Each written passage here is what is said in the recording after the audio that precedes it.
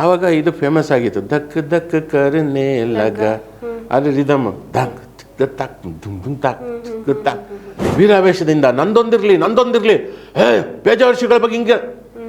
ಕಳ್ಳರು ಪೇಜಾವರ್ಷಿಗಳ ಭಕ್ತರು ಅಲ್ವೇ ಅಲ್ಲ ಅವರು. ನಿಜವಾದ ಭಕ್ತರು ಸಾತ್ವಿಕವಾಗಿ ಅದು ಖಂಡನೆ ಮಾಡಿದ್ರು. ಅಲ್ಲಿಗೆ ಮುಗೀತು. ಅವರು ಕ್ಷಮೆ ಕೇಳಿದ್ದಕ್ಕೆ ಅವರು ಸುಮ್ಮನಾದ್ರು. ಗೊಂಬೆ ಗೊಂಬೆ ಗೊಂಬೆ ಗೊಂಬೆ ಗೊಂಬೆ ಗೊಂಬೆ ನಿನ್ನ ಮುದ್ದಾಡಬೇಕು ಗೊಂಬೆ, ನಿನ್ನ ಮುದ್ದ ಕೊಂಡಾಡಬೇಕು ನನ್ನ ಗೊಂಬೆ. ಅದು ಟಕ್ ದಿಂಗ್ ನಾರಿಯೇ ಕಾಂಚನ ಕೌರವರ ಮೋಜಿಗೆ. ಕೆಲವು ಸಂದರ್ಭದಲ್ಲಿ ಹಾಗಾಗುತ್ತೆ. ಕೆಲವು ಸಂದರ್ಭದಲ್ಲಿ ಶಂಕರ್ ಶಾನ್ಭಾಗ್ ಹೇಳಿದಂಥ ಸಂದರ್ಭದಲ್ಲಿ ಯಾವುದೊಂದು ಸಂದರ್ಭ ಆ ಥರ ಕ್ರಿಯೇಟ್ ಆಗಿರುತ್ತೆ. ಒಂದೊಂದು ಸಲ ಒಂದೊಂದು ಮೂಡಲ್ಲಿ ಇರ್ತಾರೆ, ಆ ಮೂಡಲ್ಲಿ ಅವರು ಆ ಥರ ಹೇಳಿದ್ದಿರ್ಬೋದು. ಆದರೆ ಶಂಕರ್ ಶಾನ್ಭಾಗ್ ಅವರು ಸುಳ್ಳು ಹೇಳುವಂಥವ್ರಲ್ಲ. ಇಲ್ಲಿ ಗುರುಗಳು ಆ ಥರ ದುಡ್ಡು ಕೊಡದೆ ಮೋಸ ಮಾಡುವಂಥವ್ರು ಅಲ್ಲ. Trumpet sound cut cut cut note. So flute ಅದು ಏರಿಳಿತ ಮೆಲಡಿ ಇರೋದು. ಇನ್ನು ಪಿಯಾನೋದಲ್ಲಿ ಟನ್ ಟನ್ ಟನ್ ಟನ್ ಕಟ್ ಎಲ್ಲ ಕಟ್ ನೋಡು. ಅವನು ಒಳ್ಳೆ ಗಿಟಾರಿಸ್ಟು ಒಂದು ಕಾಲದಲ್ಲಿ. ಹಂಸಲೇಖ ಗುರುಗಳು ಅವನಿಂದ ಕೆಲಸ ಮಾಡಿಸ್ತಿರ್ಲಿಲ್ಲ, ಪೇಮೆಂಟ್ ಮಾತ್ರ ಕೊಡಿಸ್ತಿದ್ರು. ಅವ್ರಿಗೆ ತಮಾಷೆ ಮಾಡೋರು, ನೋಡ್ಯ ಎಲ್ರಿಗೂ ವಾದ್ಯ ನುಡಿಸಿದ್ದಕ್ಕೆ ಪೇಮೆಂಟು, ನಿನಗೆ ಸುಮ್ಮನಿದ್ದರೆ ಪೇಮೆಂಟು ಅಂತ. ಈ ಗಿಟಾರಿಸ್ಟ್ ಅವರು ರಾಮ್ ಅಂತ ಅವ್ರಿಗೆ ಹೆಸರು. ಅವರು ರಾಮು ಜಂಗ್ ಜಿಂಗ್ ಜಿಂಗ್ ಜಂಗ್ ಜಂಗ್ ಜಿಂಗ್ ಜಿಂಗ್ ಜಿಂಗ್ ಜಿಂಗ್ ನುಡಿಸ್ತಾ ಇದ್ರು. ತಾಳದಲ್ಲಿಲ್ಲ ಏನಾದ್ರು ಸುಮ್ಮನೆ ನುಡಿಸೋದು. ಅದಕ್ಕೆ ಅವನು ಕೇಳ್ದ, ಏನು ಸರ್ ಅವನು ಮೆಂಟ್ಲ ಅಂತ ಕೇಳ್ದ ಸುರೇಶ. ತಕ್ಷಣ ಗುರುಗಳು, ಇಲ್ಲ ಅವನು ಇನ್ಸ್ಟ್ರೂಮೆಂಟಲ್ ಅಂದ್ರು.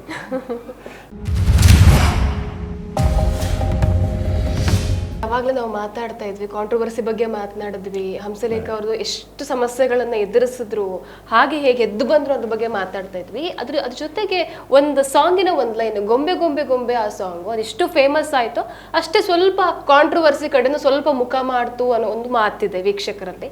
ಅದ್ರ ಬಗ್ಗೆ ಒಂದು ಸ್ವಲ್ಪ ನೀವು ಮಾತನಾಡೋದಾದ್ರೆ. ಅದು ಕಾಂಟ್ರವರ್ಸಿ ಆಗಿಲ್ಲ. ಆವಾಗ ನಿಮ್ಗೆ ಹೇಳಿದೆ, ಕಾಪಿ ಮಾಡ್ತಾರೆ. ಕಾಪಿ ಕಾರಣ ಯಾರು? ರೀಮೇಕು ಯಾವುದೋ ಅಲ್ಲ, ರೀಮೇಕ್ ಒಂದು ಯಾವುದೋ ಬೇರೆ ಭಾಷೆಯದ್ದು ಹಾಡನ್ನು ಕಾಪಿ ಮಾಡಿದ್ರು ಅಂತ ಅವರ ಆಕ್ಷೇಪಕ್ಕೆ ಕಾರಣ ಯಾರು? ನಿಮಗೆ ನಿರ್ದೇಶಕರು ಅಂತ ನಾನು ಹೇಳಿದೆ. ಇನ್ನೊಂದು ಉದಾಹರಣೆ ಕೊಡ್ತೀನಿ. ಡಿ ರಾಜೇಂದ್ರ ಬಾಬು ಅವರು ಡೈರೆಕ್ಟ್ರು, ಅಣ್ಣಯ್ಯ ಸಿನಿಮಾದ್ದು. ಆವಾಗ ಇದು ಫೇಮಸ್ ಆಗಿತ್ತು, ದಕ್ ದಕ್ ಕರ್ನೆ ಲಗ, ಅದು ರಿದಮ್ ದಕ್ ತಾಕ್ ದುಮ್ ದುಮ್ ತಾಕ್ ತಾಕ್. ಇದು ಈ ಹಾಡು ಇದೇ ಥರ ಬೇಕು ಅಂತ ಕೇಳಿದಾಗ ಗುರುಗಳು ಎದ್ದೋದ್ರು, ಮಾಡಲ್ಲ ಅದೆಲ್ಲ ಮಾಡಲ್ಲ, ಅದಕ್ಕಿಂತ ಬೆಟ್ರ್ ಕೊಡ್ತೀನಿ ನಾನು ಅಂತ. ಆಮೇಲೆ ಪ್ರೊಡ್ಯೂಸರ್ ಓಡೋಗಿ, ಸರ್ ಅವರು ಚಂದ್ರು ಅಂತ ಇರ್ಬೇಕು ಮೋಸ್ಟ್ಲಿ, ಅವರು ಬಂದು, ಸರ್ ಅವರೇ ಹೇಳ್ತಾರೆ ನೀವು ಅದನ್ನು ಸೀರಿಯಸ್ ತಗೋಬೇಡಿ, ಮತ್ತೇನೇ ಅಷ್ಟೊಂದು ಒಳ್ಳೊಳ್ಳೆ ಹಾಡು ಕೊಟ್ಟ ಮೇಲೆ ತಿರ್ಗಾ ಇದು ಅದೇ ಬೇಕು ಅಂತ ಕೇಳ್ತಾನೆ ಅಂತೇಳಿ, ಸರಿ ಅಂತ ಒಂದು ಟೈಮ್ ಕೊಡು ನನಗೆ, ಮತ್ತೆ ಬರ್ತೀನಿ ನಾನು, ಹೋಗಿ ಬರ್ತೀನಿ ಅಂತ ಬಂದು ಗೊಂಬೆ ಗೊಂಬೆ ಗೊಂಬೆ ಗೊಂಬೆ ಗೊಂಬೆ ಗೊಂಬೆ ನಿನ್ನ ಮುದ್ದಾಡಬೇಕು ನರ ಗೊಂಬೆ, ನಿನ್ನ ಮುದ್ದ ಕೊಂಡಾಡಬೇಕು ನನ್ನ ಗೊಂಬೆ. ಅದು ಟಕ್ ದಿಂಗ್ ರಿದಮ್ ಸೇಮ್, ಟ್ಯೂನ್ ಅದಲ್ಲ, ಸಾಹಿತ್ಯ ಅದಲ್ಲ, ಎಲ್ಲ ಚೇಂಜ್. ಅದಕ್ಕಿಂತ ಬೆಟರ್ ಆಪ್ಷನ್ ಕೊಟ್ಟರು. ಸೊ ಈ ಥರ ಒಂದಷ್ಟು ಉದಾಹರಣೆ ಇದು ಮಾಡಿ. ಆಮೇಲೆ ಇನ್ನೊಂದು ಸಾಹಿತ್ಯದಲ್ಲೂ ಕೂಡ ಅಷ್ಟೆ, ಎರಡೇ ಸಾಲಲ್ಲಿ ಮಹಾಭಾರತನ ತೋರಿಸ್ಕೊಟ್ಟವರು. ಮಹಾಭಾರತದ ಇಡೀ ಸಾರವನ್ನು ಎರಡೇ ಸಾಲಲ್ಲಿ ಅವರು ಬರೆದು ಕೊಟ್ಟರು. ಯಾರೂ ಮಾಡಿಲ್ಲ ಆ ಕೆಲಸ. ಅಂದರೆ ನಾರಿಯೇ ಕಾಂಚನ ಕೌರವರ ಮೋಜಿಗೆ, ನಾರಿಯೇ ಕಾಂಚನ ಕೌರವರ ಮೋಜಿಗೆ, ಧರ್ಮವೇ ಲಾಂಛನ ಪಾಂಡವರ ಜೂಜಿಗೆ, ಯಾರಿಗೆ ಬೇಕು ಈ ಲೋಕ. ಆ ಹಾಡಲ್ಲಿ ನೋಡಿ, ಎರಡು ಸಾಲಲ್ಲಿ ಮಹಾಭಾರತವನ್ನೇ ಹೇಳಿ ಮುಗಿಸ್ಬಿಟ್ಟು, ಅದೊಂದು ಸಾಲು ಆ ಥರ. ಇನ್ನೊಂದು ಈ ಹಾಡು ಕೇಳಿರ್ತಾರೆ, ಬಂತು ಬಂತು ಕರೆಂಟ್ ಬಂತು, ಭಾಳ ಫೇಮಸ್ ಸಾಂಗು. ಅದು ಆ್ಯಕ್ಚುಲಿ ಒಂದು ಐಟಮ್ ಸಾಂಗ್ ಥರ. ಅದರಲ್ಲಿ ನೋಡಿ ಫಿಲಾಸಫಿ ಹೆಂಗೆ ಹೇಳಿದ್ದಾರೆ, ಜಾತಿ ಜಾತಿ ಸೇರಲ್ಲ, ಭಾಷೆ ಭಾಷೆ ಬೆರೆಯಲ್ಲ. ಇವತ್ತು ನೋಡಿ ಅದೇ ಗಲಾಟೆ ಆಗ್ತಾ ಇದೆ ಕಮಲ್ ಹಾಸನ್ ಅವರಿಂದಾಗಿ.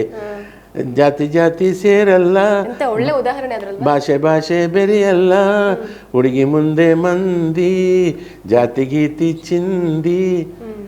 ಆ ಒಂದು ಹುಡುಗಿ ಸಿಕ್ಕರೆ ಸಾಕು, ಹೌದು. ಯಾವ ಜಾತಿ ಗೀತಿ ಎಲ್ಲ ಬರಲ್ಲ ಅಲ್ಲಿ. ಆ ಥರ ಫಿಲಾಸಫಿಯನ್ನು ಬರೆದಿದ್ದಾರೆ, ಐಟಮ್ ಸಾಂಗಲ್ಲೂ ಫಿಲಾಸಫಿ ಬರೆದಿದ್ದಾರೆ. ಆ ಥರ ಉದಾಹರಿಸ್ತಾ ಹೋದರೆ ನಿಮಗೆ 3000 ಹಾಡಲ್ಲಿ 3000ನೂ ಒಂದೊಳ್ಳೆ ಮೆಸೇಜ್ ಅನ್ನ ಕನ್ವೆ ಇರುವಂತದ್ದು ಮಾಡುವಂಥದ್ದು. ಯಾವುದೇ ಸಾಂಗ್, ಮೆಲೋಡಿ ಸಾಂಗ್ ಆಗಿರ್ಲಿ, ಐಟಮ್ ಸಾಂಗ್ ಅಂತ ಬರ್ಲಿ, ಬೇರೆ ತರ ಸಾಂಗ್ಗಳು ಬರ್ಲಿ, ಎಲ್ಲದೂ ಕೂಡ ಒಂದು ಒಳ್ಳೆ ಮೆಸೇಜ್ ಅನ್ನ ಕನ್ವೆ ಮಾಡ್ತಾ ಬರುತ್ತೆ ಅಂತ ಅಲ್ವಾ? ಅದೇ ಈಗ ಪೇಜಾವರ ಶ್ರೀಗಳ ವಿಚಾರ ನನಗೆ ಹೇಳಿದೆ. ಹೌದು.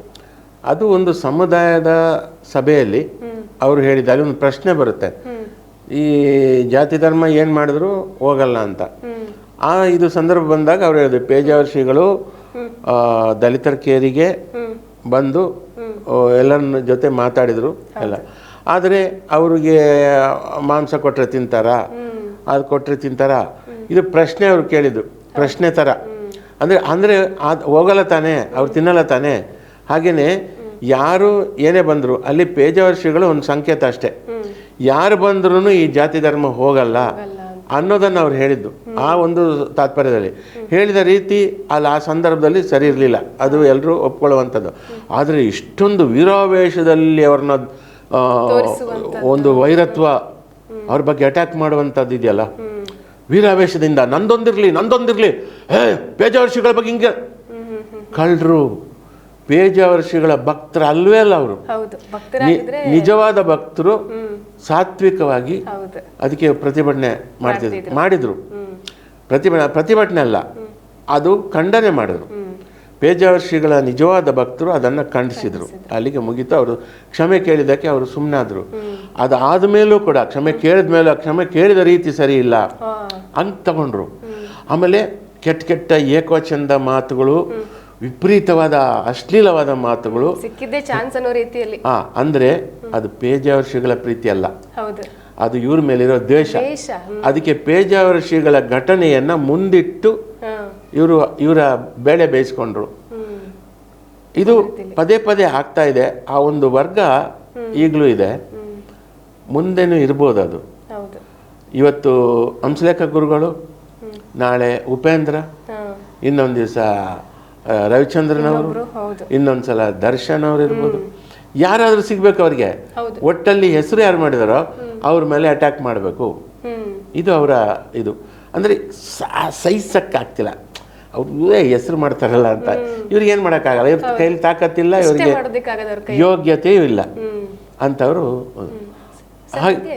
ಈ ವಿವಾದ ಅನ್ನುವಾಗ ನನ್ಗೊಂದು ಮಾತು ವಿಚಾರ ನೆನಪಿಗೆ ಬಂತು. ಈ ಶಂಕರ್ ಶಾನ್ಭಾಗ್ ಅವರು ಒಂದ್ ಕಡೆ ಹೇಳ್ತಾರೆ, ನನಗೆ ಸಂಭಾವನೆ ಅವ್ರು ಕೊಡ್ಲಿಲ್ಲ ಅನ್ನುವಂತ ಮಾತು ಹೇಳ್ತಾರೆ. ಅವಮಾನ ಮಾಡಿ ಕಳ್ಸಿದ್ರು ನನ್ಗೆ ಅವರು, ಹಂಸಲೇಖ ಅವರು ಅಂತ ಒಂದ್ ಕಡೆ ಎಲ್ಲ ಮಾತಾಡ್ತಾರೆ ಅವರು. ಅದ್ರ ಬಗ್ಗೆ ಒಂದ್ ಸ್ವಲ್ಪ ನೀವು ಹೇಳೋದಾದ್ರೆ ಕ್ಲಾರಿಟಿ ಕೊಡ್ಬೇಕಲ್ಲ. ಶಂಕರ್ ಶಾನ್ಭಾಗ್ ಅವರು ನನ್ನ ಆತ್ಮೀಯ ಸ್ನೇಹಿತರು. ನನ್ನ ಹಲವು ರೆಕಾರ್ಡಿಂಗ್ ಅಲ್ಲಿ ಅವರು ನನಗೆ ಸಹಕರಿಸಿದವರು. ನನಗೆ ನಾನು ಟ್ಯೂನ್ ಮಾಡುವಾಗ ನನಗೇನು ಹೊಳಿದೇ ಇದ್ದಾಗ ಸ್ಫೂರ್ತಿ ಕೊಟ್ಟಂಥವ್ರು ಶಂಕರ್ ಶಾನ್ಭಾಗ್ ಅವರು ಕೂಡ ಅಷ್ಟೇ. ಗುರುಗಳನ್ನ ಏಕವಚನದಲ್ಲಿ ಹೇಳಲಿಲ್ಲ ಅವರು. ಅವ್ರು ಹೇಳಿದ್ದು, ನಾನು ಪೇಮೆಂಟು, ನಾನು ತುಂಬ ಸಲ ಅವರು ನಾನು ಟ್ರ್ಯಾಕ್ ಹಾಡ್ತಾ ಇದ್ದೆ, ಹಾಡಿ ಒಂದು ಪೇಮೆಂಟು ಬರಲಿಲ್ಲ. ಬಟ್ ನಾನು ಅವ್ರ ಹತ್ರ ಹೋಗಿ ಕೇಳಿದಾಗ ಎಷ್ಟು ಕೋಟಿ ಬರ್ಬೇಕು ನಿನಗೆ ಅಂತ ನನಗೆ ಬೈದರು ಅಂತ. ಇಲ್ಲಿ ಸಂದರ್ಭ ಶಂಕರ್ ಶಾನ್ಭಾಗ್ ಅವರು ಹೇಳಿದ್ದು 100ಕ್ಕೆ 100 ನಿಜ. ಇವರು ಕೇಳಿರ್ತಾರೆ, ಅವರು ಅದು ಹೇಳಿರ್ತಾರೆ. ಆದರೆ ಅದರ ಹಿಂದೆ ಇನ್ನೊಂದು ಸತ್ಯ ಇದೆ. ಹಂಸಲೇಖ ಗುರುಗಳು ಯಾವತ್ತು ಪೇಮೆಂಟ್ ಅವರು ಕೊಡಲ್ಲ. ನಿರ್ಮಾಪಕರು ಅಲ್ಲೊಬ್ರು ಅರೇಂಜರ್ ಅಂತ ಇರ್ತಾರೆ. ಅವಾಗ ಜಯಕುಮಾರ್ ಇದ್ರು, ಅದು ಜಗನ್ನಾಥ್ ಅವ್ರು ಇದ್ರು, ಸೊ ಇನ್ಯಾರೋ ಇದ್ರು. ಪೇಮೆಂಟ್ ಕೊಡುವ ಡಿಪಾರ್ಟ್ಮೆಂಟೇ ಬೇರೆ.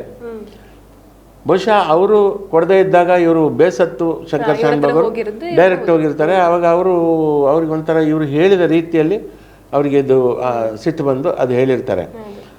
ಅದು ಹೇಳಿದ್ದು ಸರಿ ಅಂತ ನಾನು ಹೇಳ್ತಾ ಇಲ್ಲ, ಅದು ತಪ್ಪು ಅಂತ ಹೇಳುವಷ್ಟು ನನ್ನ ಶಿಷ್ಯ, ನನ್ನ ಗುರುಗಳನ್ನ ಸರಿ ತಪ್ಪು ಹೇಳುವಷ್ಟು ಯೋಗ್ಯತೆ ನನಗೆ ಖಂಡಿತ ಇಲ್ಲ. ಸರ್, ಅದೇ ವಿಚಾರಕ್ಕೆ ಬಂದ್ರೆ ಇವಾಗ ಇನ್ನೊಂದ್ ಕಡೆ ಹೇಳೋದಾದ್ರೆ, ಸಮ್ ಟೈಮ್ಸ್ ಏನೂ ಕೆಲಸ ಇಲ್ಲದೆ ಇದ್ದಾಗ 100 ರೂಪಾಯಿ ಕೊಟ್ಟು ನನ್ನ ದಿನಚರಿಗಳನ್ನ ನೋಡ್ಕೊಂಡಂತಹ ಸಂದರ್ಭಗಳು ಹಂಸಲೇಖ ಅವರ ಒಂದು ಜೀವನದಲ್ಲಿ ಇದೆ ಅಂತ ಆ ಮಾತು ಕೇಳ್ಪಟ್ಟಿದ್ದೀನಿ ನಾನು. ನಾನು ಅನಂತ ನವಾಂತರ ಆದಮೇಲೆ ಹಂಸಲೇಖ ಸರ್ ರೆಕಾರ್ಡಿಂಗಿಗೆ ಪ್ರತಿದಿನ ಹೋಗ್ತಿದ್ದೆ. ನನಗೆ ಆ ಆರ್ಕೆಸ್ಟ್ರಾ ನೋಡೋದೇ ಖುಷಿ. ಒಂದು 25-30 ವಯಲಿನಿಸ್ಟ್ಗಳು ಅವ್ರು ನುಡ್ಸೋದು, ಅವರು ಬೆಳಿಗ್ಗೆ ರಿಹರ್ಸಲ್ ಮಾಡೋದು, ಆಮೇಲೆ ತಬ್ಲಾ, ಡೋಲಕ್ಕು, ಗಿಟಾರು, 3 ಗಿಟಾರು, ಒಂದು ವ್ಯಾಂಪಿಂಗ್ ಗಿಟಾರು, ಒಂದು ಎಲೆಕ್ಟ್ರಿಕ್ ಗಿಟಾರು, ಇನ್ನೊಂದು ಬೇಸ್ ಗಿಟಾರು, ಆಮೇಲೆ ಕೀಬೋರ್ಡಿಸ್ಟು, 2 ಕೀಬೋರ್ಡಿಸ್ಟ್ಗಳು, ಕೋರಸ್ಸು ಎಲ್ಲ ಟೋಟಲಿ ಆರ್ಕೆಸ್ಟ್ರಾ ಒಂದು 60-70 ಜನ ರೆಗ್ಯುಲರ್ ಆರ್ಕೆಸ್ಟ್ರಾ. ನನಗೆ ಅಷ್ಟು ಜನ ಪರಿಚಯ ಆದರು. ಒಂದು 5-6 ವರ್ಷ ಅವ್ರ ಜೊತೆ ಒಡನಾಟದಲ್ಲಿ ಅಷ್ಟು ಜನ ಪರಿಚಯ ಆಗಿದ್ದರು. ಆಮೇಲೆ ನನಗೂ ಬೇರೆ ಕೆಲಸ ಇರಲಿಲ್ಲ, ಫ್ರೀಯಾಗಿ ಹೋಗ್ತಿದ್ದೆ. ಮಧ್ಯಾಹ್ನ ಊಟದ ಟೈಮಲ್ಲಿ ನಾನು ಮೆಲ್ಲ ಅವಾಯ್ಡ್ ಮಾಡ್ತಿದ್ದೆ. ಯಾಕಂದರೆ ಯಾವುದೋ ಪ್ರೊಡಕ್ಷನ್ ನನಗೆ ಸಂಬಂಧ ಇಲ್ಲ, ನಾನು ಹಾಡೋ ಬರೆಯಲ್ಲ, ಇವನು ನುಡಿಸೋದು ಇಲ್ಲ, ಆಮೇಲೆ ಮ್ಯೂಸಿಕ್ಕು ನಾಲೆಜು ಇರಲಿಲ್ಲ. ಆಗ ಹಂಸಲೇಖ ಗುರುಗಳ ಹತ್ರ ನಾನು ಸುಮ್ಮನೆ ನೋಡೋಕ್ಕೆ ಹೋಗ್ತಿದ್ದೆ ಅಷ್ಟೇ, ಖುಷಿಗೆ. ಆಮೇಲೆ ಹಂಸಲೇಖ ಗುರುಗಳು ನಗಿಸ್ತಿದ್ರು ಚೆನ್ನಾಗಿ, ಆ ಖುಷಿಗೆ ನಾನು ಹೋಗ್ತಾ ಇರ್ತಿದ್ದೆ. ಇವರು ಮಧ್ಯಾಹ್ನ ಒಂದಿಗೆ ಎಲ್ಲ ಮನವರೆಲ್ಲ ಅಂತ ಶಾಸ್ತ್ರಿ ಹತ್ರ ಕೇಳ್ತಿದ್ರು. ಶಾಸ್ತ್ರಿ ನಾನು ಕರೆದು, ಸಾರ್ ಕರೀತಾರೆ, ಬರ ಊಟ ಮಾಡೋಣ ಅಂತ. ಸರ್ ಅದು ಯಾವುದು ಬೇರೆ ಪ್ರೊಡಕ್ಷನ್ದು, ಎಲ್ಲ ನಮ್ಮದೇ ಪ್ರೊಡಕ್ಷನ್, ಬರ ನೀನು ನನ್ನ ಶಿಷ್ಯ ಅಂತ ಪ್ರತಿದಿನ ನನಗೆ ಊಟ ಹಾಕ್ತಿದ್ರು. ಆಮೇಲೆ ರಾತ್ರಿ ನಾನು ಅವ್ರದ್ದು ರೆಕಾರ್ಡಿಂಗ್ ಮುಗಿಯದೆ ನಾನು ಮುಂಚೆ ಹೋಗಬಾರ್ದು ಅಂತ ನನ್ನೊಂದು ಧೋರಣೆ ಇತ್ತು. ಅವ್ರದ್ದು ರೆಕಾರ್ಡಿಂಗ್ ಒಂದೊಂದು ಸಲ 2 ಗಂಟೆ ರಾತ್ರಿವರೆಗೆ ಆಗ್ತಿತ್ತು. ಆ ರವಿಚಂದ್ರನ್ ಸಿನಿಮಾಗಳು ಅದು ಕಂಟಿನ್ಯೂಸು ಅವರು ಪರ್ಫೆಕ್ಷನ್ ಬರೋವರೆಗೂ ಬಿಡ್ತಿರ್ಲಿಲ್ಲ. ಆವಾಗ 2 ಗಂಟೆ ರಾತ್ರಿವರೆಗೂ ಆಗುವಾಗ ನಾನು ಅಲ್ಲೇ ಸಂಕೇತಲ್ಲಿ ಅಥವಾ ಪ್ರಸಾದಲ್ಲಿ ಅಥವಾ ಚಾಮುಂಡೇಶ್ವರಿ ಎಲ್ಲಿ ನಡೀತಾ ಇತ್ತೋ ಅಲ್ಲಿ ಅವ್ರ ಜೊತೆನೇ ಇರ್ತಿದ್ದೆ. ಇದೆಲ್ಲ ಗಮನಿಸ್ತಿದ್ರು. ಆಮೇಲೆ ರಾತ್ರಿ ಹೊರಡುವಾಗ ಹೆಂಗೆ ಹೋಗ್ತೀಯಾ, ಯಾವುದಾದ್ರೂ ಬಸ್ಸಲ್ಲಿ, 2 ಗಂಟೆ ರಾತ್ರಿ ಯಾವುದೇ ಬಸ್ಸು, ಯಾವ್ದಾರು ಆಟೋ ಹಿಡ್ಕೊಂಡು ಹೋಗುವಂತ 100-200 ನನ್ನ ಜೇಬಿಗೆ ಹಾಕೋರು.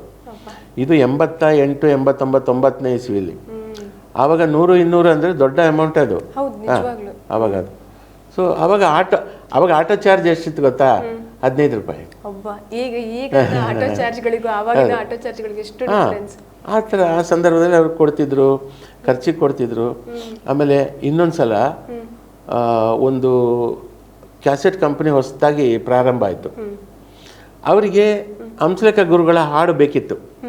ಈಗ ಅವರು ಕ್ಯಾಸೆಟ್ ಕಂಪನಿ ಮಾಡಿದ ಮೇಲೆ ಅದರಲ್ಲಿ ವ್ಯಾಪಾರ ಆಗಬೇಕು, ಅದ್ರಲ್ಲಿ ಗೆಲ್ಲಬೇಕು ಅಂತಂದರೆ ಯಾವುದು ಪಾಪ್ಯುಲರ್ ಹಾಡುಗಳನ್ನ ಅದು ತಗೋಬೇಕು. ಅದಕ್ಕೆ ನೆಕ್ಸ್ಟ್ ಸಿನಿಮಾ ನಮಗೆ ಕೊಡಿ, ಸಂಕೇತ್ ಸ್ಟುಡಿಯೋದಲ್ಲಿ ನಡೆದಿದ್ದು, ಕೊಡಿ ಅಂತ 15,000 ರೂಪಾಯಿ ಕಟ್ಟು ತಂದರು. 15,000 ರೂಪಾಯಿ ಅಂತಂದು ಇವತ್ತು 1.5 ಲಕ್ಷದ ಇದದು. ನೋಡಿದ್ರು, ಏನೇ ಲಂಚ ಕೊಡೋಕೆ ಬಂದ್ಯಾ ನನಗೆ? ಒಂದು ಸಿಟ್ಟಾಗ್ಬಿಟ್ರು. ಸರ್ ಆಗಲ್ಲ ಸರ್ ಇದು ಅಡ್ವಾನ್ಸ್ ಅಂದ್ಕೊಳ್ಳಿ ಅಂತ, ತಗೊಂಡೋಗು ಅಂದರು. ಇಲ್ಲ ಸರ್ ಪ್ಲೀಸ್ ಸರ್ ಅಂತ ಕೈ ಮುಗ್ದ. ಸರಿ ಆಯಿತು ನೆಕ್ಸ್ಟ್ ಸಿನಿಮಾದ್ದು ಅವರು ಅಡ್ವಾನ್ಸ್, ಇದು ನೆಕ್ಸ್ಟ್ ಸಿನಿಮಾಕ್ಕೆ ಅಡ್ವಾನ್ಸ್ ಅಂತ ಅಷ್ಟೇ, ಇದು ಬೇರೆ ನಾನು ಇದಕ್ಕಲ್ಲ ಇದು ಅಂಥೇಳಿ ಅವ್ರ ಕಳಿಸಿದ್ರು. ಮಾರನೇ ದಿನ ಬಂದು ಆ 15,000ದಲ್ಲಿ ಸಂಕೇತದಲ್ಲಿರುವ ಕೆಲಸಗಾರರಿಗೆ, ನಮಗೆ ಎಲ್ಲರಿಗೂ 1,000 ಹಂಚಿಬಿಟ್ರು. ಸೊ ಇದು ನಾವು ಕಣ್ಣಾರೆ ನೋಡಿದಂಥವ್ರು, ನಾನು ಶಾಸ್ತ್ರಿ ಅಲ್ಲಿದ್ದಾಗಲೇ ಇದಾಗಿದೆ. ಕೆಲವು ಸಂದರ್ಭದಲ್ಲಿ ಹಾಗಾಗುತ್ತೆ. ಕೆಲವು ಸಂದರ್ಭದಲ್ಲಿ ಶಂಕರ್ ಶಾನ್ಭಾಗ್ ಹೇಳಿದಂಥ ಸಂದರ್ಭದಲ್ಲಿ ಯಾವುದೊಂದು ಸಂದರ್ಭ ಆ ಥರ ಕ್ರಿಯೇಟ್ ಆಗಿರುತ್ತೆ. ಅಲ್ಲ, ಇನ್ನೊಂದು ಎಲ್ಲರೂ ಒಂದೇ ಮೂಡಲ್ಲಿ ಇರಲ್ಲ. ಒಂದೊಂದು ಸಲ ಒಂದೊಂದು ಮೂಡಲ್ಲಿ ಇರ್ತಾರೆ. ಆ ಮೂಡಲ್ಲಿ ಅವರು ಆ ಥರ ಹೇಳಿದ್ದಿರ್ಬೋದು. ಗಳಿಗೆಯಲ್ಲಿ ಅವರು ಸ್ವಲ್ಪ ಒಂದು ನ್ಯಾಚುರಲ್ ಆಗಿ ಹೇಳಿದಿದ್ರೆ ಅದು ಅಮೌಂಟ್ ಕೊಡ್ತಿದ್ರೆ ಏನೋ, ಅದರ ಬಗ್ಗೆ ಅನಲೈಸ್ ಮಾಡೋಷ್ಟು ನಾನು ಇದಿಲ್ಲ ನನಗೆ, ಆ ಸಿಚುವೇಶನ್ ಇದು. ಆದರೆ ಶಂಕರ್ ಶಾನ್ಭಾಗ್ ಅವರು ಸುಳ್ಳು ಹೇಳುವಂಥವ್ರಲ್ಲ. ಇಲ್ಲಿ ಗುರುಗಳು ಆ ಥರ ದುಡ್ಡು ಕೊಡದೆ ಮೋಸ ಮಾಡುವಂಥವ್ರು ಅಲ್ಲ. ಆ ಸಂದರ್ಭ ಆ ಥರ ಕ್ರಿಯೇಟ್ ಆಗಿರುತ್ತೆ ಅದು. ಇದೊಂದು. ಮತ್ತು ಎಷ್ಟೋ ವಿದ್ಯಾರ್ಥಿಗಳನ್ನ ಬೆಳೆಸಿದ್ದಾರೆ, ಸಾಕಷ್ಟು ವಿದ್ಯಾರ್ಥಿಗಳನ್ನ ಬೆಳೆಸಿದ್ದಾರೆ ಅವರು. ಆಮೇಲೆ ಇನ್ನೊಂದು ಶಂಕರ್ ಶಾನ್ಭಾಗ್ ಅವರಿಗೆ ಅಲ್ಲಿ ಇನ್ನೊಂದು ಸಂದರ್ಭ ಬಂದಿರುತ್ತೆ. ಅವರು ದೇಸಿ ಕಾಲೇಜಿಂತ ಮಾಡಿ ಕೋಟಿಗಟ್ಟಲೆ ಲೋನ್ ತಲೆ ಮೇಲೆ ಇತ್ತು ಅವರಿಗೆ. ಶಂಕರ್ ಶಾನ್ಭಾಗ್ ಅಲ್ಲ ಹಂಸಲೇಖ ಅವ್ರ ಮೇಲೆ. ಹಂಸಲೇಖ ಗುರುಗಳು ದೇಸಿ ಕಾಲೇಜ್ ಮಾಡಿದ ಹಂಸಲೇಖ ಗುರುಗಳು, ಅವ್ರ ಮೇಲೆ ಕೋಟಿಗಟ್ಟಲೆ ಲೋನ್ ಇತ್ತಲ್ಲ, ಆ ಲೋನ್ ಕಟ್ಟಬೇಕು, ಆ ದುಡ್ಡು ಬರ್ತಾ ಇಲ್ಲ, ಆದಾಯ ಇಲ್ಲ. ಇವ್ರು ಏನು ಮಾಡಿದ್ದಾರೆ, ಬಡವರಿಗೆ ಫ್ರೀ ಮ್ಯೂಸಿಕ್ಕು, ಫ್ರೀ ಮ್ಯೂಸಿಕ್ ಹೇಳ್ಕೊಡ್ತಿದ್ರು. ಬರ್ತಿದ್ದದೆಲ್ಲ ಬಡವರು ಜಾಸ್ತಿ. ಸೊ ಹೀಗಾಗಿ ಅವ್ರಿಗೆ ಆದಾಯ ಇರಲಿಲ್ಲ, ಈ ಕಡೆ ಲೋನ್ ಕಟ್ಟಬೇಕು, ಆ ಟೆನ್ಷನ್ನಲ್ಲಿ ಇದು ನಡೆದಿರುತ್ತೆ. ಹಾಂ, ಇರ್ಬೋದು. ಸೊ ಹೀಗೆ ಕೆಲವು ವಿಚಾರಗಳು, ಅದರ ಹಿಂದೆ ಏನು ಸತ್ಯ ಇದೆ ಅದು ನಮ್ಗೆ ಗೊತ್ತಿರಲ್ಲ, ಪಬ್ಲಿಕ್ ಗೊತ್ತಿರಲ್ಲ. ಇವತ್ತು ಟೀಕೆ ಮಾಡೋರು ಬೇಕಾಬಿಟ್ಟು ಟೀಕೆ ಮಾಡ್ತಾರೆ. ಆದರೆ ಒಂದೊಂದು ಸಾಲು ಕೂಡ ಅದರಲ್ಲಿ ಇರೋ ಫಿಲಾಸಫಿ ಅದು ತಿಳ್ಕೊಳ್ಳುವಂಥವ್ರು ಮಾತಾಡಲ್ಲ ಈ ಥರ. ಹೌದು, ಅದೇ ನಿಜ ಸರ್. ನನಗೆ ಅವಾಗಲೇ ನೀವು ಹೇಳಿದ ಹಾಗೆ ಕಂಪೋಸಿಷನ್, ಮ್ಯೂಸಿಕ್ ಕಂಪೋಸಿಷನ್ ಅಂತ ಬಂದಾಗ ಆಗಿನ ಕಾಲದ ಕಂಪೋಸಿಷನ್ಗಳು ಬೇರೆ ಥರ ಇದ್ವು. 90s ಆ ಸಾಂಗ್ಸ್ಗಳು ಬೇರೆ ಥರ ಇದ್ವು. ಈಗಿನ ಅಡ್ವಾನ್ಸ್ಡ್, ನಿಮಗೆ ಗೊತ್ತಿದೆ ಟೆಕ್ನಾಲಜಿ ಎಷ್ಟು ಇಂಪ್ರೂವ್ ಆಗಿದೆ, ಅದರ ಜೊತೆಗೆ ಸಾಂಗ್ ಕಂಪೋಸಿಷನ್ ಬೇರೆ ಬೇರೆ ಥರ ಬರ್ತಾ ಇದ್ದಾವೆ. ಸೊ ಅದರಿಂದ ಇಲ್ಲಿಗೆ ಹೇಗೆ ಅವರ ಟ್ರಾನ್ಸಾಕ್ಷನ್ ಅಂತ ಸ್ವಲ್ಪ ನನಗೆ ಹೇಳೋದಾದ್ರೆ, ಮೊದಲು ಲೈವ್ ಆರ್ಕೆಸ್ಟ್ರಾ ಇತ್ತಮ್ಮ ಎಲ್ಲ. ಒಂದು ಹಾಡು ಶುರುವಾಗುವಾಗ ಬೆಳಿಗ್ಗೆ ಮ್ಯೂಸಿಕ್ ಡೈರೆಕ್ಟ್ರು ಟ್ಯೂನನ್ನು ಕಂಡಕ್ಟ್ರಿಗೆ ಹೇಳ್ತಿದ್ರು. ಕಂಡಕ್ಟ್ರಿಗೆ ಹೇಳಿ ಅವರು ಅದನ್ನೆಲ್ಲ ಬರ್ಕೊಂಡು, ನೋಟ್ಸ್ ಬರ್ಕೊಂಡು, ಕೀಬೋರ್ಡಿಸ್ಟು, ಗಿಟಾರಿಸ್ಟು, ಮತ್ತು cello player, violin player, trumpet player, flutist ಎಲ್ಲರಿಗೂ ಅದನ್ನು ಹೇಳ್ಬಿಟ್ಟು ಆಯಾ ಪೋರ್ಷನ್ದು ಮ್ಯೂಸಿಕನ್ನು ರಿಹರ್ಸಲ್ ಮಾಡಿಸಿ ಕೊನೆಗೆ ಟೋಟಲ್ ಹಾಡನ್ನು, ಒಬ್ಬರು ಟ್ರ್ಯಾಕ್ ಸಿಂಗರು, ಆವಾಗ ಶಾಸ್ತ್ರಿ ಇದ್ದರು, ಈಗ ಟ್ರ್ಯಾಕ್ ಸಿಂಗರು ಅದನ್ನು ಹಾಡ್ತಾಯಿದ್ರು. ಆವಾಗ ಎಲ್ಲ ಆರ್ಕೆಸ್ಟ್ರಾ ನಡೀತಾಯಿದ್ರು, ಕೋರಸ್ ಅವರೆಲ್ಲ ಅಲ್ಲಲ್ಲೇ ಒಂದು ಹಾಲಲ್ಲಿ ಎಲ್ಲ ಫಸ್ಟು ರಿಹರ್ಸಲ್ ತುಂಬ ಚೆನ್ನಾಗಿರ್ತಿತ್ತು ಅದು. ಅದಾದಮೇಲೆ ಅವರವರಿಗೆ ಒಂದು ಕ್ಯಾಬಿನ್ ಇರೋದು, ಫ್ಲೂಟ್ ಕೋರಸ್ನವರಿಗೆ ಒಂದು ಕ್ಯಾಬಿನ್, ವಯಲಿಸ್ಟ್ಗಳಿಗೆ ಓಪನ್ ಅದು. ಆಮೇಲೆ ವಯಲಿನ್ನು, ಸೆಲ್ಲೋ, ವಯೋಲೋ ಅದೇ ಒಂದು ಡಿಪಾರ್ಟ್ಮೆಂಟ್ ಒಂದಷ್ಟು, ಅದೊಂದು 30 ಜನ. ಕೀಬೋರ್ಡು ಅದು ಥ್ರೂ ಪ್ಲಗ್, ಆ ಕೀಬೋರ್ಡು, ಗಿಟಾರು ಅದೆಲ್ಲ ಅದಕ್ಕೊಂದು ಇದೆಲ್ಲ. ಆಮೇಲೆ ಸಪ್ರೇಟ್ ಅವ್ರವ್ರ ಜಾಗಕ್ಕೆ ಹೋಗಿ ರಿಹರ್ಸಲ್ ಮಾಡ್ಕೊಂಡು ಅವರೇ ಟೇಕ್ ಮಾಡ್ತಿದ್ದು, ರೆಕಾರ್ಡಿಂಗ್ ಮಾಡ್ತಿದ್ರು. ಬರ್ತಾ ಬರ್ತಾ ಏನಾಯಿತು, ಕೀಬೋರ್ಡಲ್ಲಿ ಪ್ರೋಗ್ರಾಮಿಂಗ್ ಮಾಡೋ ಸಿಸ್ಟಮ್ ಬಂತು. ಒಂದು ಅವರು ಈ ಜಪಾನ್ ಅವರು ಸುಮ್ಮನೆ ಕೂರಲ್ಲ, ಅವರು ಹೊಸ ಹೊಸ ಆವಿಷ್ಕಾರ, ಹೊಸ ಹೊಸ ಅನ್ವೇಷಣೆ, ಹೊಸ ಹೊಸ ಆವಿಷ್ಕಾರ ಮಾಡ್ತಾ ಕೀಬೋರ್ಡ್ ಒಳಗಡೆನೇ ಎಲ್ಲವೂ ರೆಕಾರ್ಡ್ ಆಗುವಂಥ ಇದು ಬಂದರೆ ಚೆನ್ನಾಗಿರುತ್ತೆ ಅಂತ ಮಾಡಿದರು, ಟ್ರ್ಯಾಕ್ಸ್ ರೆಡಿ ಮಾಡಿದರು. ಆಗ ಕೀಬೋರ್ಡಿಸ್ಟ್ಗಳಿಗೆ ಅದು ಸ್ವಲ್ಪ ಸವಾಲಾಯಿತು. ಅವರು ಈಗ trumpet sound cut cut cut note, so flute ತೂರು ಅದು ಏರಿಳಿತ ಮೆಲಡಿ ಇರೋದು. ಇನ್ನು ಪಿಯಾನೋದ್ರಲ್ಲಿ ಟಂಗ್ ಟಂಗ್ ಟಂಗ್ ಟಂಗ್ ಟಂಗ್ ಕಟ್ ಎಲ್ಲ ಕಟ್ ನೋಟು. ಅವನೊಂದು ಕೀಬೋರ್ಡಲ್ಲಿ ನುಡಿಸೋನು ಫ್ಲೂಟ್ ನುಡಿಸ್ಬೇಕಾದ್ರೆ ಫ್ಲೂಟ್ ಯಾವ ಥರ ನುಡಿಸ್ಬೇಕು ಅನ್ನೋದು ಇವನಿಗೆ ಗೊತ್ತಿರಬೇಕು ಕೀಬೋರ್ಡಿಸ್ಟ್ಗಳಿಗೆ. ಇಲ್ಲಾಂದರೆ ಫ್ಲೂಟನ್ನು ತೊತ್ತೊತ್ತೊತ್ತೊತ್ತೊತ್ತ ನುಡಿಸಿದ್ರೆ ಫ್ಲೂಟ್ ಆ ಥರ ಕೇಳಿಸಲ್ಲ, ಅದು ಟೋನ್ ಫ್ಲೂಟ್ ಥರ ಇರುತ್ತೆ, ಫ್ಲೂಟ್ ಥರ ಕೇಳಿಸಲ್ಲ. ಟ್ರಂಪೆಟನ್ನು ಇವನು ಫ್ಲೂಟ್ ಥರ ನುಡಿಸ್ಬಿಟ್ರೆ ಟ್ರಂಪೆಟ್ ಥರ ಕೇಳಲ್ಲ. ಟ್ರಂಪೆಟನ್ನು ಯಾವ ಥರ ನುಡಿಸ್ತಾರೆ, ಸ್ಯಾಕ್ಸಫೋನನ್ನು ಯಾವ ಥರ ನುಡಿಸ್ತಾರೆ, ಸ್ಯಾಕ್ಸಫೋನ್ ನುಡಿಸುವಾಗ ಆ ಫೇಡ್ ಇನ್ ಫೇಡ್ ಔಟ್ ಇದೆಯಲ್ಲ, ಅದನ್ನು ಇವನಿಗೆ ಗೊತ್ತಿರಬೇಕು ಕೀಬೋರ್ಡಿಸ್ಟ್ಗಳಿಗೆ. ಈಗ ಎಲ್ಲ ಎಕ್ಸ್ಪರ್ಟ್ಸ್. ಈಗ ಸಾಧು ಕೋಕಿಲ ಅಂತೂ fastest finger, Harikrishna fastest finger, ಭಾಳ ಫಾಸ್ಟಾಗಿ ನುಡಿಸ್ತಾರೆ. ಆ ಥರ ತುಂಬ ಜನ ಇದ್ದಾರೆ. ಈಗ ತಮಿಳ್ನಾಡಲ್ಲಂತೂ ತುಂಬ ಜನ ಮ್ಯೂಸಿಷಿಯನ್ಸು. ಏನಾಯಿತು, ಒಬ್ಬನೇ ಅದನ್ನು ಮಾಡ್ತಾ ಇರುವಾಗ ಏನಾಯಿತು, ಪ್ರೊಡ್ಯೂಸರ್ಸಿಗೆ ಒಂದು ಇದಾಯಿತು, ಇಷ್ಟು ಜನ ಆರ್ಕೆಸ್ಟ್ರಾದವ್ರಿಗೆ ದುಡ್ಡು ಕೊಡಬೇಕು, ಇವನೊಬ್ಬನಿಂದನೇ ಮಾಡಿಸೋಣ ಅಂತ ಅಲ್ಲಿ ಬಂತು. ಎಲ್ಲ ದುಡ್ಡು ಕಾಸು ಉಳಿತಾಯಕ್ಕೆ ಈಗ ಶುರು ಆಯಿತು ಲೈವ್ ಆರ್ಕೆಸ್ಟ್ರಾ ನಿಧಾನ ಒಂದೊಂದೇ. ಆದರೆ ತಮಿಳ್ನಾಡಲ್ಲಿ ಇಳೆಯರಾಜ ಅವರು, ಎ ಆರ್ ರೆಹಮಾನ್ ಅವರು ಏನು ಮಾಡ್ತಾರೆ, ಅವರಿಗೆ ಬಜೆಟ್ ದೊಡ್ಡದಿದೆ ಅವ್ರದ್ದು. ಅವರು ಎಲ್ಲ ಮಾಡಿ ಆದಮೇಲೆ ಕೆಲವು ವಯಲಿನ್ಸು, ಫ್ಲೂಟು, ಇನ್ನೇನಾದರೂ ಬೇಕು ಅಂತಂದರೆ ಅದನ್ನು ಲೈವ್ ಅದಕ್ಕೆ ಲೇಯರ್ ಕೊಡೋರು, ಒಂದು ಲೇಪನ. ಇಲ್ಲಿ ವಯಲಿನ್ಸ್ ಇರುತ್ತೆ, ಅದಕ್ಕೆ ಇನ್ನೊಂದು ಲೈವ್ ವಯಲಿನ್ಸ್ ಒಂದು 25 ಜನ ನುಡಿಸಿರೋದನ್ನು ಅದು ಮಾಡ್ತಾರೆ. ಪುಣ್ಯಕ್ಕೆ ಲೈವ್ ಪ್ಲೇಯರ್ಸು ಇದ್ದಾರೆ, ಇನ್ನೂ ಇದ್ದಾರೆ. ಆದರೆ ಬೆಂಗಳೂರಲ್ಲಿ ನಮ್ಮ ಕನ್ನಡ ಚಿತ್ರರಂಗದಲ್ಲಿ ಅಷ್ಟು ಬಜೆಟ್ ಇಲ್ಲ, ಹಾಗಾಗಿ ಒಬ್ಬ ಕೀಬೋರ್ಡಿಸ್ಟೇ ಎಲ್ಲವನ್ನೂ ಮುಗಿಸ್ತಾನೆ. ಇದು ಪರಿಸ್ಥಿತಿ. ಒಂದ್ ಕಡೆಯಲ್ಲಿ ಟೆಕ್ನಾಲಜಿ ಮುಂದುವರಿತಾ ಇದೆ ಅಂತ ಆದ್ರೂ ಕೂಡ ಮತ್ತೊಂದ್ ಕಡೆ ಎಲ್ಲೋ ಕೆಲವೊಬ್ರು ಕೆಲಸ ಕಳ್ಕೊತಿದ್ದಾರೆ ಅನ್ನೋದು ಕೂಡ ಒಂದು ರೀತಿ. ತುಂಬಾ ಮಂದಿ ಕೆಲಸ ಕಳ್ಕೊಂಡ್ರು ಅಲ್ವಾ? ವಯಲಿನ್ಸ್ನವರು ಕೆಲಸ ಕಳ್ಕೊಂಡ್ರು, ಸೆಲ್ಲೋ, ಬೇಸ್ ಗಿಟಾರ್ ಎಲ್ಲ ಗಿಟಾರಿಸ್ಟ್ಗಳು. ಕೆಲಸ ಉಳಿಸ್ಕೊಂಡಿದ್ದಂದರೆ ಕೀಬೋರ್ಡ್ನವ್ರು ಮಾತ್ರ. ಅವ್ರು ಮಾತ್ರ ಕೆಲಸ ಉಳಿಸ್ಕೊಂಡ್ರು. ಅವರಿಗೆ ಆಮೇಲೆ ರಿದಮ್ ಬಾಕ್ಸ್, ಅವರಿಗೆ ಕೆಲಸ ಇತ್ತು. ಇನ್ನು ತಬಲಾ, ಡೋಲಕ್ಕೆಲ್ಲ ಅದೆಲ್ಲ ಈ ಆರ್ಕೆಸ್ಟ್ರಾದಲ್ಲಿ ಉಳಿದಿದೆ ಅಷ್ಟೇ.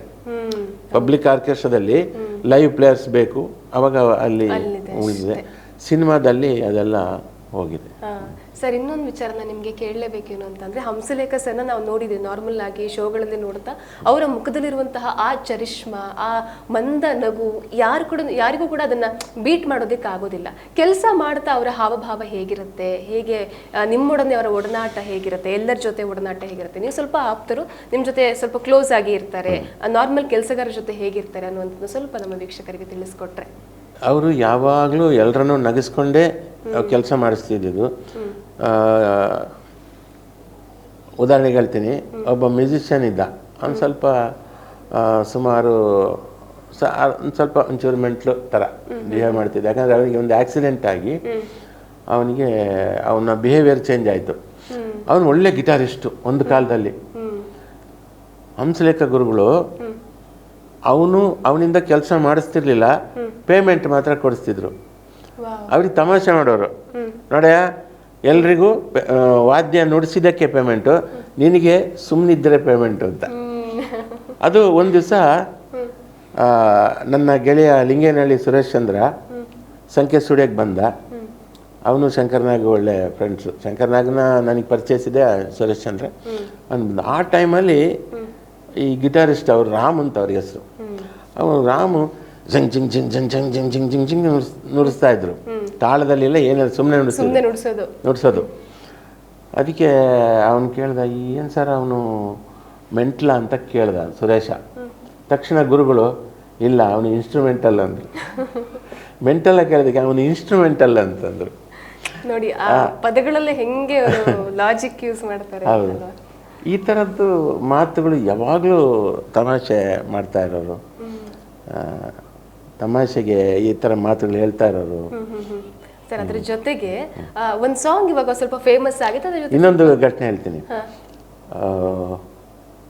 ಒಂದು ದಿವಸ ಈ ಸಂಕೇತಲ್ಲೇ ಇದೆಲ್ಲ ಘಟನೆಗಳು ಜಾಸ್ತಿ ಸಂಕೇತಲ್ಲೇ ಆಗೋದು. ಯಾಕಂದರೆ ಜಾಸ್ತಿ ರೆಕಾರ್ಡಿಂಗ್ ಸಂಕೇತಲ್ಲೇ ಇರ್ತಿತ್ತು. ಕಂಪೋಸಿಂಗ್ ರೂಮಲ್ಲಿ ಇವರು ನುಡಿಸ್ತಾ ಇದ್ರು, ನಾನು ಶಾಸ್ತ್ರಿ ಕೂತಿದ್ವಿ. ಕೂತಿದ್ದಾಗ ಅವನು ರಾಮು ಮತ್ತೆ ಬಂದು ಸುಮ್ಮನೆ ನಿಂತರು. ಯಾಕ ರಾಮು ಸಪ್ಪಗಿದ್ಯಾ, ಮೋಷನ್ ಆಗಿಲ್ವ ಅಂದರು. ಅದಕ್ಕೆ ಇಲ್ಲ ಸರ್ ಆಗ್ತಾ ಇಲ್ಲ ಅಂತಂದ್ರು. ಹೋಗು ಶೀರ್ಷಾಸನ ಮಾಡು ಹೋಗು ಅಂತಂದ್ರು. ಶೀರ್ಷಾಸನ ಮಾಡು ಹೋಗು ಅಂದ. ಅವನು ಆಯ್ತು ಸರ್ ಅಂತ ಹೋದ. ನಾವು ಜೋರು ನಕ್ವಿ. ಸರ್ ಶೀರ್ಷಾಸನ ಮಾಡು ಅಂತಂದರೆ ಬಾಯಿಂದ ಹೋಗ್ಲಿ ಅಂತ ನೀವು ಏನು ಸರ್ ನೀವು ಅಂತ. ಈ ಥರ ತಮಾಷೆ ಯಾವಾಗಲೂ. ಆಮೇಲೆ ನಗಿಸ್ಕೊಂಡು ಆಮೇಲೆ ಊಟ ಮಾಡ್ತಾ ಇದ್ರೆ ಬಾಳೆಹಣ್ಣು ತಿಂದಾದ್ಮೇಲೆ ಸಿಪ್ಪೆನ ಆ ಬುಟ್ಟಿ ದೂರಕ್ಕೆ ಹಿಂಗೆ ಎಸೆಯೋರು. ಏಯ್ ಟೈಮ್ ಚೆನ್ನಾಗಿದೆ ಕಣ ಬರ ಅಂತ. ನೋಡಿ ಅವರ ಆ ಒಂದು ಹಾಸ್ಯ ಪ್ರಶ್ನೆ ಎಷ್ಟು ಚೆನ್ನಾಗಿದೆ ಅಂತ ಅಂದರೆ ನಿಜವಾಗ್ಲೂ ಮೆಚ್ಚಬೇಕು. ಆಮೇಲೆ ಎಲೆ ಬಾಳೆ ಎಲೆ ಊಟನೇ ಯಾವಾಗಲೂ ಅಲ್ಲಿ ಸಂಕೇತಲ್ಲಿ. ಅವಾಗ ಒಂದ್ಸಲ ಅವ್ರ ಎಲೆ ಹಿಂಗೆ ಉಜ್ಜಿ ನೀರು ಹಾಕಿರಲಿಲ್ಲ. ಅವನು ಪ್ರೊಡಕ್ಷನ್ ಬಾಯ್ ಬಂದು ಇಲ್ಲಿ ಬಡಿಸಿದ್ರು. ಸುಮ್ಮನೆ ಆದರು, ಬಡಿಸಿದ್ರು, ಅನ್ನ ಎಲ್ಲ ಸ್ವಲ್ಪ ಅಲ್ಲೆಲ್ಲ ಬಡಿಸಿದ್ರು, ಸುಮ್ಮನೆ ಆಗ್ಬಿಟ್ರು. ಅವ್ನು ಬಂದ, ಸರ್ ನೀರು ಹಾಕಲಿಲ್ಲ, ಸಾರಿ ಸರ್, ಪರವಾಗಿಲ್ಲ ಕಣ ಟೈಮ್ ಚೆನ್ನಾಗಿದೆ ಅಂದರೆ ಎಲ್ಲ ಟೈಮಲ್ಲೂ ಅವರು ಹಾಸ್ಯ. ಬಹುಶಃ ಅವರ ಆ ಸರಳ ಸಜ್ಜನಿಕೆನೇ ಅವ್ರನ್ನ ಇಲ್ಲಿ ತನಕ ಕರ್ಕೊಂಡು ಬಂದಿದೆ ಅಂತ. ಆ ಹಾಸ್ಯ ಪ್ರವೃತ್ತಿಯಲ್ಲೇ ಅವ್ರು ಹೇಳಿರುವಂಥ ಮಾತುಗಳು ಅಷ್ಟನ್ನು ಕಟ್ಟು ಮಾಡಿ ಕಾಂಟ್ರವರ್ಸಿ ಮಾಡಿರೋದು ಇವರೆಲ್ಲ. ಅದೊಂದು ಈಗ ಜೈನ ಧರ್ಮದ ವಿಚಾರ ಮಾತ್ರ ಅವರು ಸಿಟ್ಟಲ್ಲಿ ಹೇಳಿರೋದು ಅದು. ಯಾಕಂದರೆ ಯಾವುದೋ ಸಂದರ್ಭದಲ್ಲಿ ಬಂದು ತಪ್ಪು ಹೇಳಿದ್ರೆ, ಜೈನ ಧರ್ಮದ ಅಲ್ಲದೇ ಇರುವಂಥ ವಿಚಾರ ಹೇಳಿದಾಗ ಅದಕ್ಕೆ ಅವ್ರು ಆ ಮಾತಿಗೆ ಬುಲ್ಶಿಟ್ ಅಂದಿದ್ದು. ಸೊ ಹೀಗೆ ಎಲ್ಲ ಅಪಾರ್ಥಕ್ಕೆ ಗುರಿಯಾಗಿ ಅವರು. ನಮಗೆ ಬೇಸರ ಆಗೋದು ಅವ್ರ ಬಗ್ಗೆ ಭಾಳಷ್ಟು ನಾವು ನೋಡಿದಂಥವ್ರು ಎಲ್ಲ ಮ್ಯೂಸಿಷಿಯನ್ಸು. ನೀವು ನಂದು ಬೇಡ, ನನ್ನ ಮಾತು ನಂಬೇಡಿ, ತಬಲಾ ವೇಣುವ್ರನ್ನ ಕೇಳಿ, ಆನೂರು ಅನಂತ ಶರ್ಮಾ ಅವ್ರನ್ನ ಕೇಳಿ, ಇನ್ನೂ ಸಾಕಷ್ಟು ಮ್ಯೂಸಿಷಿಯನ್ಸ್ನ ಕೇಳಿ, ಕೋರಸ್ ಹೆಣ್ಮಕ್ಳು ಸಾಕಷ್ಟು ಜನ ಇದ್ದಾರೆ. ಎಲ್ಲರೂ ಕೇಳಿದಾಗಲೂ ಎಲ್ಲರಿಗೂ ಗೊತ್ತಿರೋವಂಥದ್ದು. ಅವರ ಮಾತು, ಅವರ ನಡೆ ನುಡಿ, ಅವರೆಷ್ಟು ಎಲ್ಲರನ್ನೂ ನಗಿಸ್ಕೊಂಡೇ ಕೆಲಸ ಮಾಡಿಸ್ತಿದ್ರು, ಅಥವಾ ನಗಿಸ್ಕೊಂಡೇ ಎಲ್ಲ ವಾದ್ಯಗಾರರನ್ನು ಸಮಾನವಾಗಿ ನೋಡ್ತಿದ್ದದ್ದು. ಇನ್ನೊಂದು ವಿಷಯ ಹೇಳಲೇಬೇಕು ನಾನು. 92ರಲ್ಲಿ ನನಗೆ ಮ್ಯೂಸಿಕ್ ಡೈರೆಕ್ಟರ್ ಆಗುವಂಥ ಅವಕಾಶ. ಅದಕ್ಕೆ ಹಿಂದೆ ಸುಮಾರು ಅವಕಾಶ ಬಂದಿತ್ತು ನನಗೆ. ನಾನು ಬಂದಾಗೆಲ್ಲ ನಾನು ಸರ್ ಹತ್ರ, ಸರ್ ಮ್ಯೂಸಿಕ್ ಡೈರೆಕ್ಷನ್ಗೆ ಒಂದು ಅವಕಾಶ ಬಂದಿದೆ ಅಂತ ಹೇಳ್ತಾರೆ. ಹಾಂ,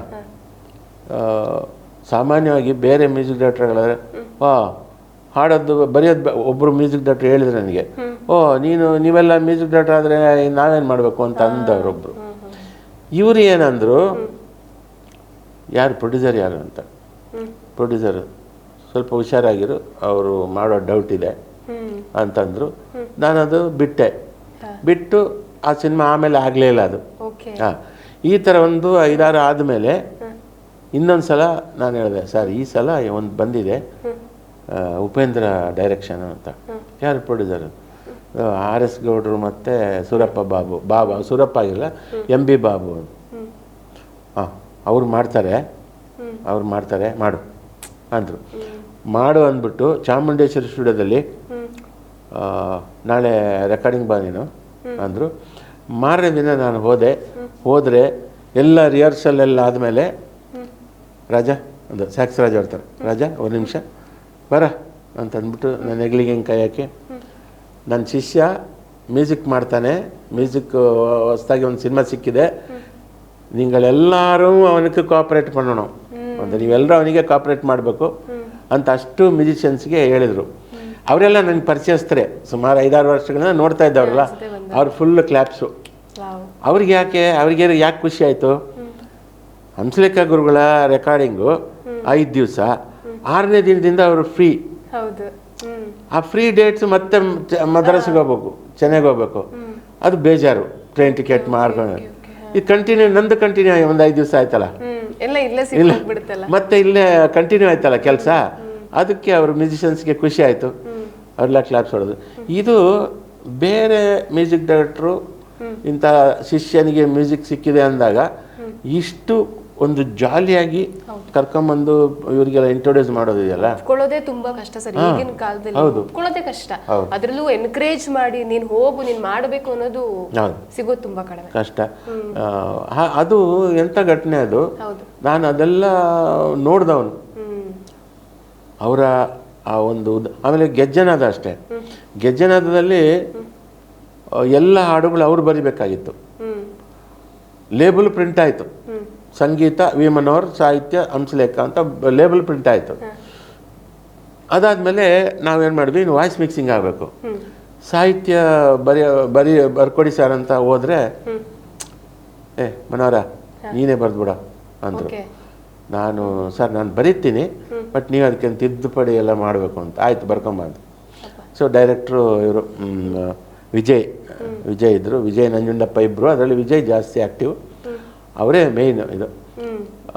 ಬಂದ್ವಿ, ನಾನು ಬರೆದು ಮತ್ತೆ ತಗೊಂಡು ಹೋಗಿ ಹಾಡಿ ತೋರಿಸು ಅಂತಂದರು.